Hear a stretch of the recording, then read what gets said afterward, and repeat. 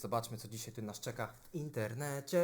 Znamy wyniki badań toksykologicznych Matthew Perry'ego. Aktor został znaleziony martwy w swoim jacuzzi w domu Los Angeles. Amerykańsko-kanadyjski aktor występował w roli Chandlera Binga w sitcomie NBC Przyjaciele. A akurat Przyjaciół nie oglądałem, uważam, że to nie było do końca śmieszne. Ogólnie te filmy, które mają podstawiony śmiech, tak jak właśnie Przyjaciele, te starsze takie filmy, że wiecie, jest jakaś akcja w pokoju i nagle jest podstawione ha ha ha ha ha. To jest totalnie nieśmieszne, nie? I'm wearing everything you own. Oh my God! Chyba, że w Miodowych Latach. W Miodowych Latach to było śmieszne. Poczekaj, mam pomysł. No.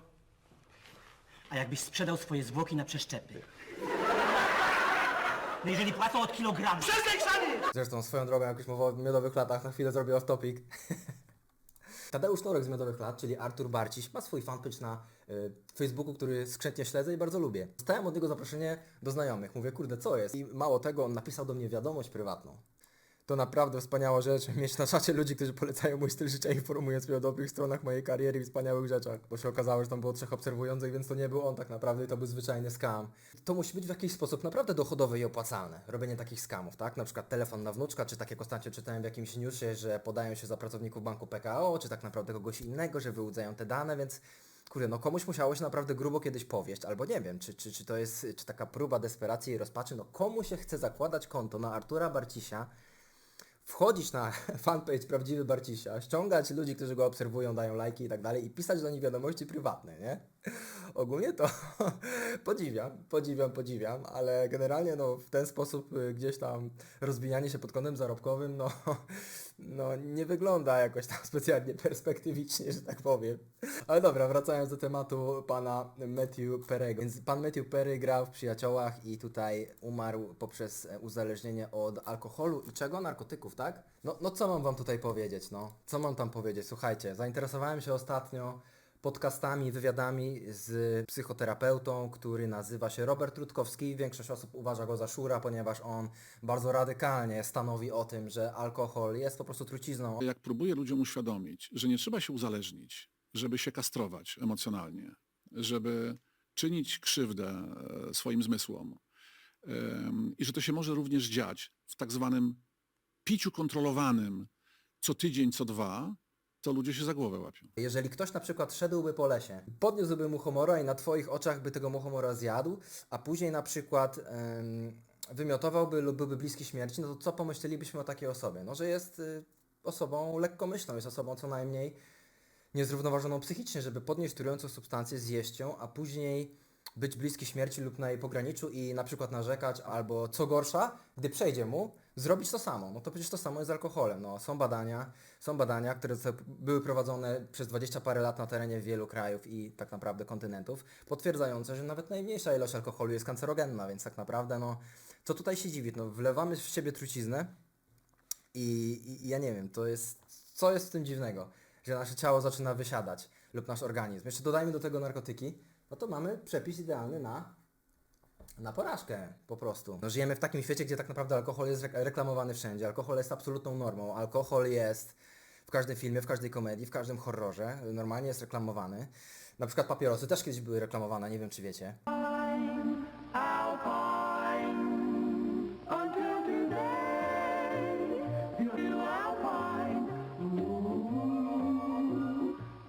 Największe koncerny tytoniowe w latach 80. lub 90. normalnie przyrzekali, składali oficjalną przysięgę, która była chyba nawet nagrywana, o nieszkodliwości tytoniu. To było krzywoprzysięstwo, no bo jak wiemy wszyscy, tytoń nie wpływa dobrze na nasz organizm i nasze ciało, prawda?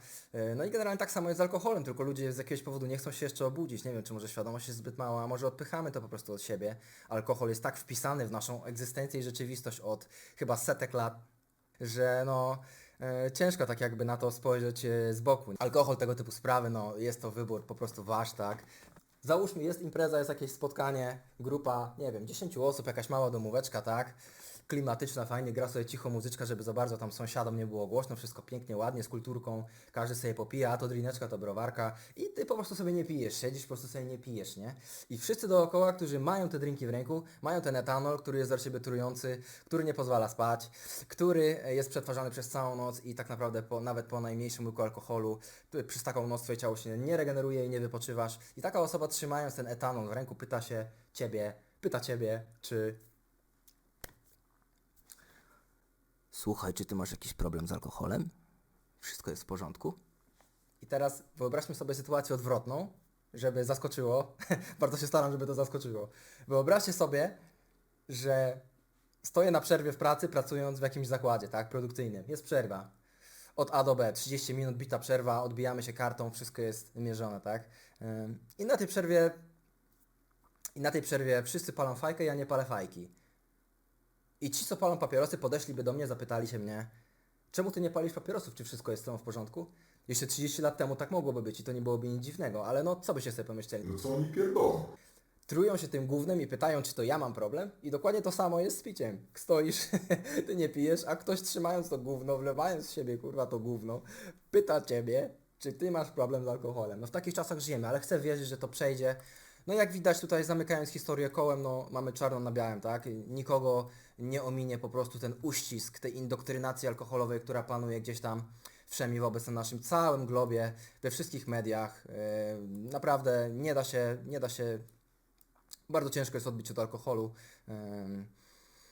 No i tak jak widać, nawet aktorzy tak nie unikają tutaj tych uzależnień, które są bardzo toksyczne, bardzo mocno się zakorzeniają w nas.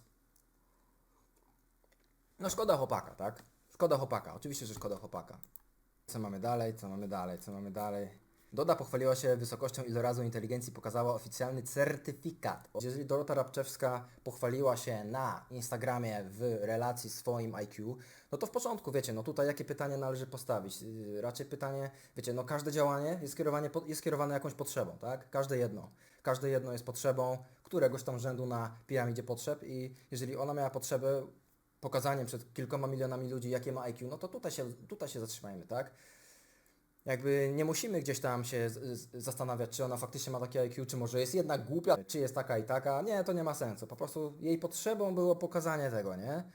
Tutaj się zastanówmy. Czyli co to mogło być? Jakaś potrzeba akceptacji, potrzeba walidacji ze strony tak naprawdę zupełnie obcych ludzi, nie? Nie mam nic do tej kobiety. Może oczywiście tam, no bo co ja mam do niej mieć, tak? Ma jakieś tam fajne piosenki, ma fajny głos. Jest taka, jaka jest. Ma prawo być taka, jaka jest. Personalnie jakoś tam nie śledzę jej kariery, no ale skoro ma potrzebę się tym podzielić, no to ma, tak? Więc tutaj zadajmy pytanie, co to jest za potrzeba. No ogólnie pozdrawiam ją serdecznie, życzę jej jak najlepiej. Oczywiście. Oczywiście jest osobą, która gdzieś tam w naszą planetę i w swoją egzystencję tak jakby wrzuciła ten kamień na spokojnej tafli jeziora, tak? I gdzieś tam doda, nawet jak umrze, no to wiadomo, że gdzieś tam ta fala okrągła, która się rozchodzi po tym kamieniu, zostawi swój impact, tak? Czy to w przemyśle muzycznym, czy to w przemyśle social media, czy ogólnie w mediach, doda, na pewno będzie miała swój impact jeszcze przez ileś tam lat.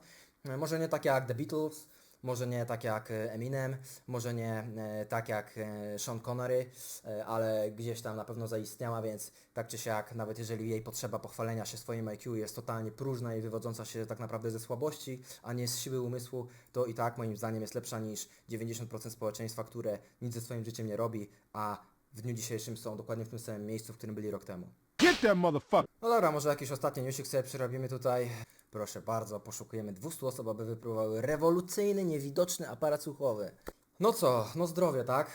Zdrowie, więc tak naprawdę znowu wszystko się rozbija o to, żeby o siebie dbać, wiecie, no. Można powiedzieć, że jeszcze wracając na chwilę do tematu, że na przykład, no, osoby, które nie palą fajek mogą dostać raka płuca. Ja na przykład palę fajki cały czas, mój ojciec palił fajki, mój dziadek palił fajki i oni przeżyli 100 lat i nic im nie było, tak? Życie jest loterią, co nie znaczy, że nie mamy jej troszeczkę pomagać, nie? Mogę być sportowcem, igiełką, mogę wstawać o 5, liczyć kalorykę, tylko czyste kalorie, gotować sam, medytować, ćwiczyć. Mogę to wszystko robić, może mnie walnąć samochód, no jasne. Co wciąż nie znaczy, że nie należy zmniejszać tego ryzyka, tak? No bo ja personalnie uważam, że życie jest cudem, jest darem, jeżeli się tak rozejrzeć, jak wszystko jest ze sobą połączone.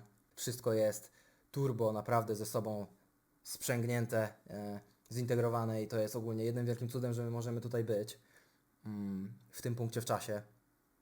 Więc po prostu szanujmy to, nie? Minimalizujmy to ryzyko. No dobra kochani, dziękuję za uwagę. Dzisiaj tak trochę prozdrowotnie.